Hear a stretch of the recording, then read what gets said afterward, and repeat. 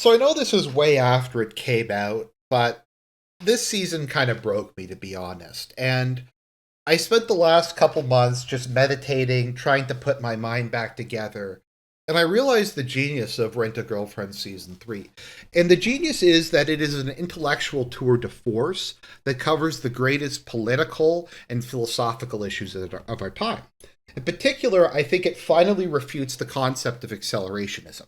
Now, accelerationism is an idea found both on the left and the right, particularly for more radical and marginalized people. And it's the idea that the current system, be it a conservative one, a liberal one, a socialist one, a capitalist one, is inherently unstable and will either collapse on its own eventually or will collapse given a little bit of a push. And so what you need to do is make things worse so the system overloads and collapses, and then this will create the conditions for radical social change. It'll end the stasis. It will end the system that is so good at holding itself together. Rent a Girlfriend posits that as bad as things look, as dysfunctional, as effeminate, as weak, as fake, as unendurable as they can be, things could always get worse. That there isn't a lower limit, and that accelerationism will just push you further and further down that unlimited lower limit rather than overload the system and have it collapse. Because I thought after season 1 and 2, I couldn't hate Kazuya more. He couldn't get to be more of a simp. I couldn't hate this entire cast more. It couldn't get more repulsive, more reprehensible, more depressing, more wanting me to just. Okay, so let's just take a brief look at our stories so far, at how we got to like an even lower level of travesty. So the story of Rent a Girlfriend centers around a piece of genetic trash that is known as Kazuya. Kazuya is an anime protagonist with no redeeming features whatsoever. In fact, he is a literal cuckold. He multiple times fantasizes about the girl he likes getting railed by Chad. There's a scene of this in the first episode, and this happens numerous other times. And there's a very infamous scene later on in the manga where he is imagining this. So he's lonely and pathetic and realizes that he is a waste of oxygen. And he decides, you know what?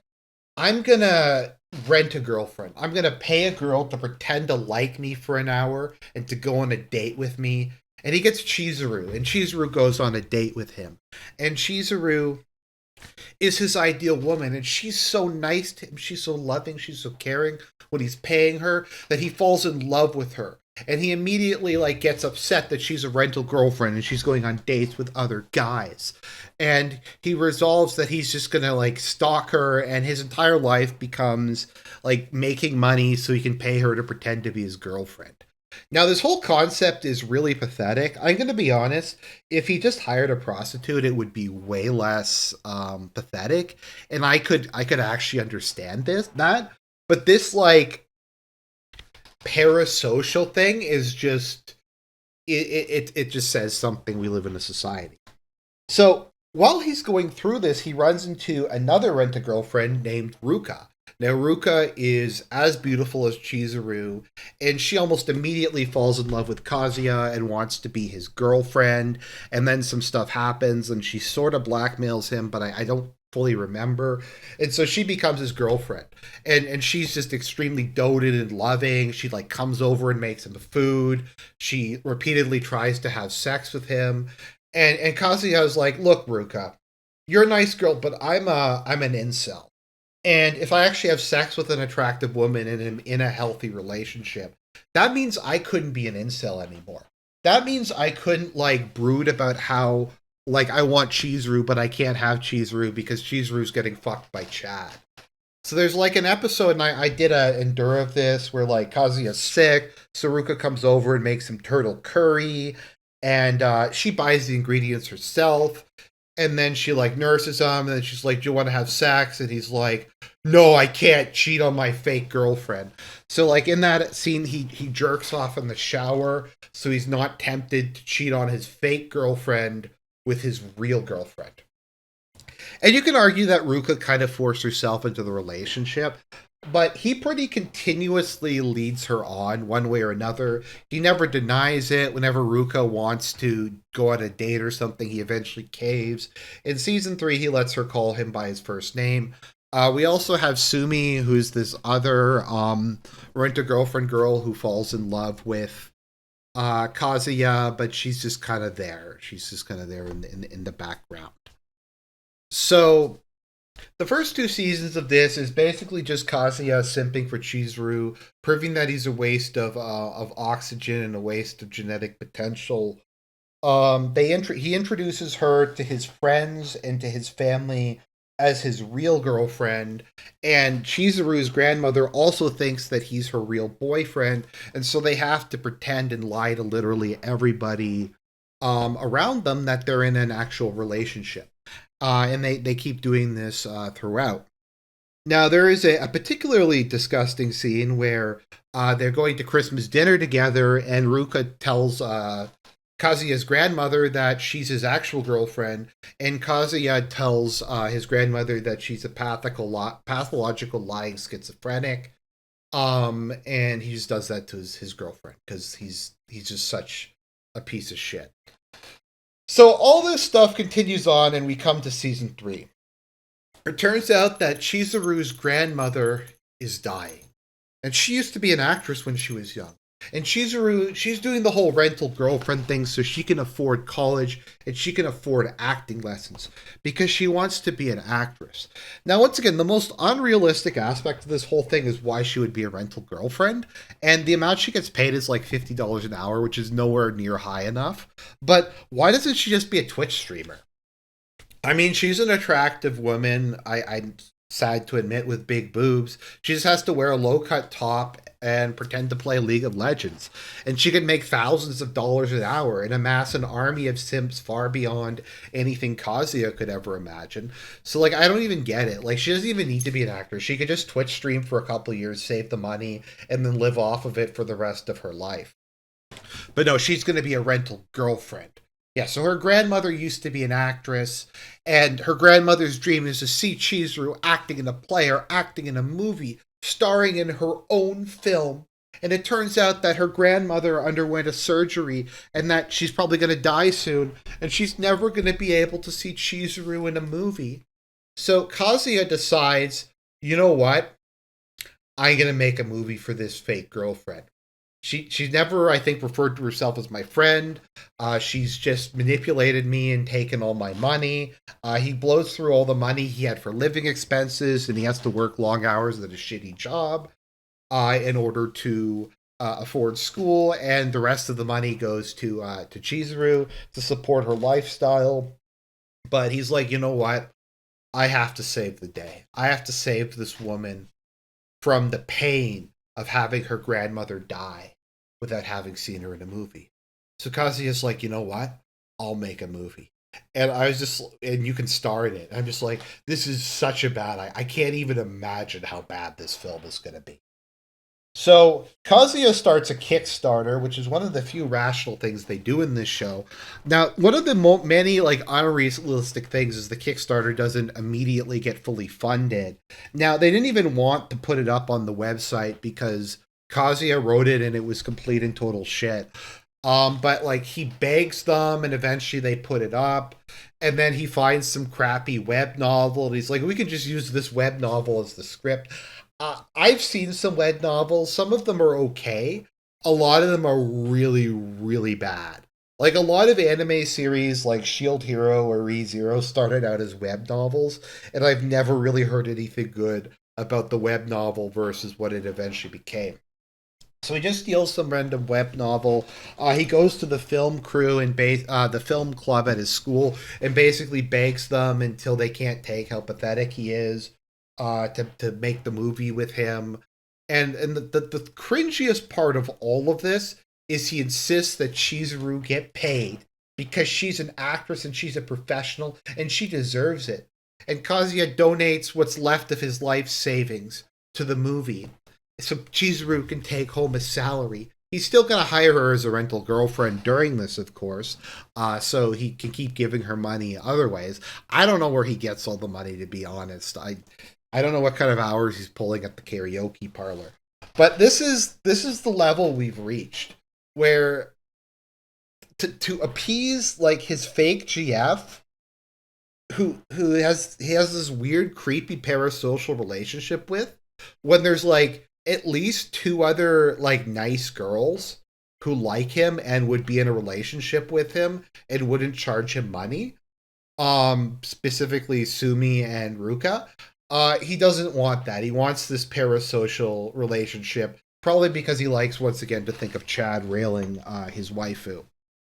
So the Kickstarter is a massive piece of shit. Once again, I don't get why it wasn't fully funded. Just put up some picture of Chizuru like in some low cut tops, and they'll get that shit funded in a couple days.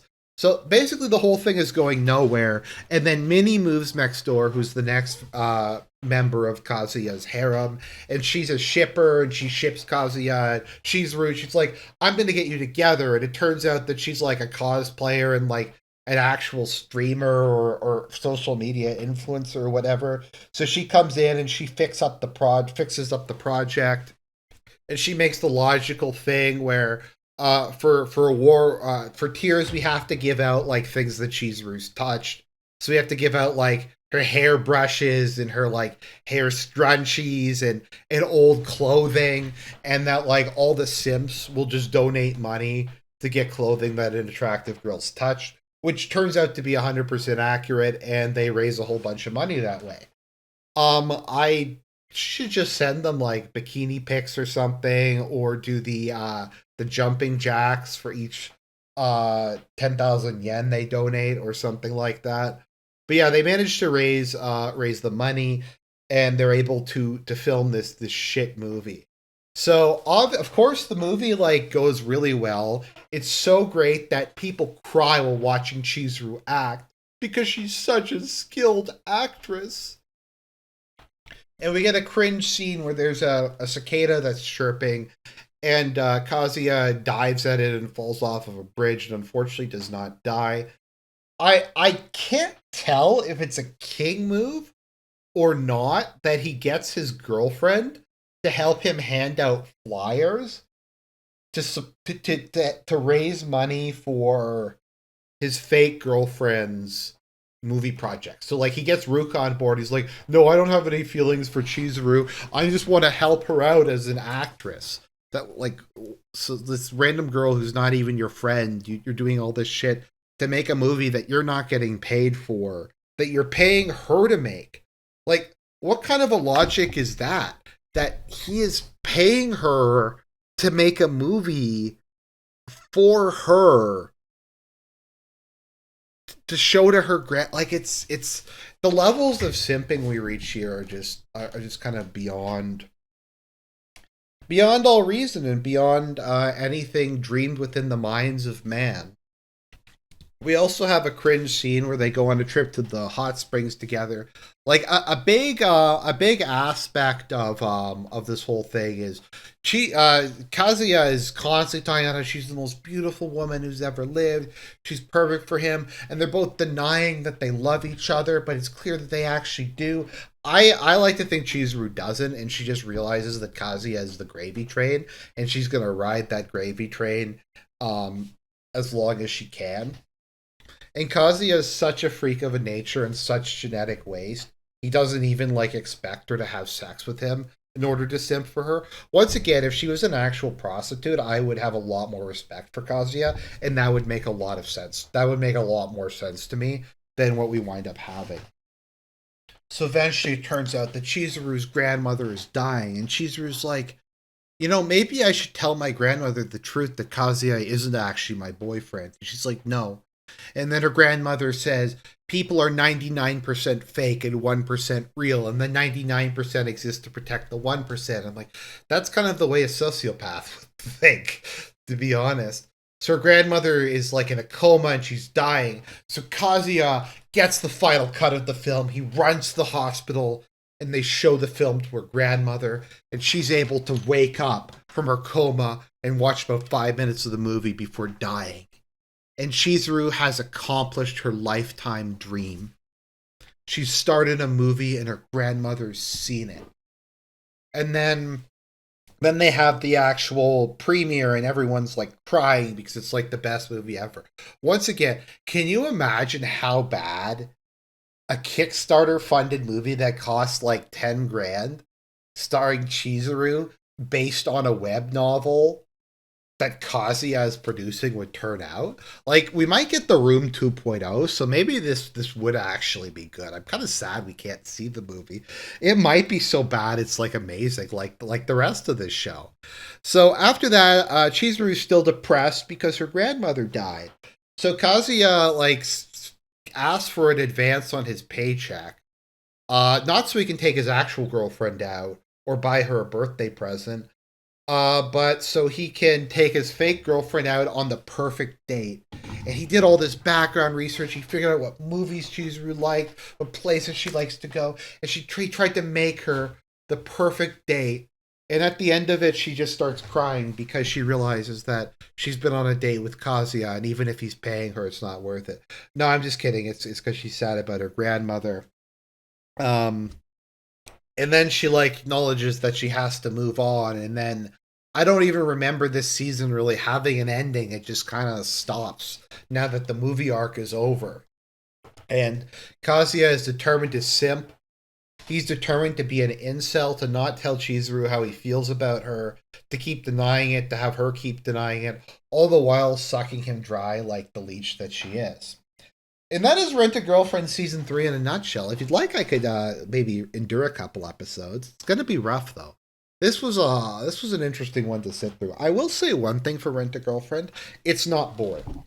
The worst thing something can do is to not be is not that it's bad, but that it's boring and unwatchable. This show is very, very watchable and very fun, just not in the way that the creator thought it was.